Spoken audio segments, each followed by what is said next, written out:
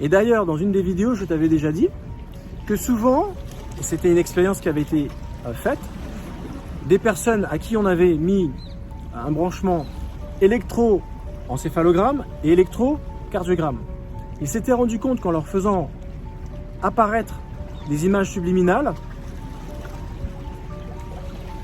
en leur montrant de la nature, des animaux, des choses que l'être humain connaît et qui le réjouit, qu'à un moment donné, le cœur anticipait une image qui n'était pas encore visible.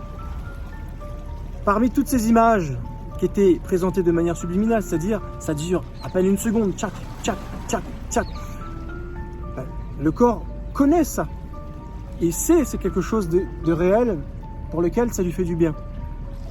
Mais avant que l'image apparaisse, avant que la rétine et l'interprétation et la réflexion du cortex puissent vraiment l'analyser, le cœur avait déjà réagi sur l'électrocardiogramme. Et quelques secondes plus tard, c'était le cerveau qui suivait. Ce qui veut dire qu'il y a un ressenti qui permet une intuition, une projection, un discernement qui vient du cœur,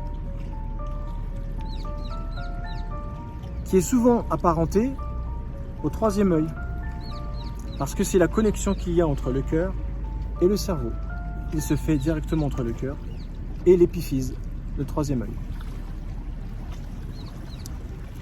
Quand on laisse ce deuxième cerveau qui est l'intelligence cardiaque, l'intelligence émotionnelle, quand on laisse ce travail se faire naturellement, eh bien, on arrive à trouver les bonnes solutions. Ce qui fait qu'après, une fois qu'on a compris pourquoi cette émotion a toute sa raison d'être, le relais, le deuxième relais, celui du cortex, ça sera la prise de décision. Quelle va être la meilleure décision, la plus juste, la plus sage pour respecter le ressenti de départ.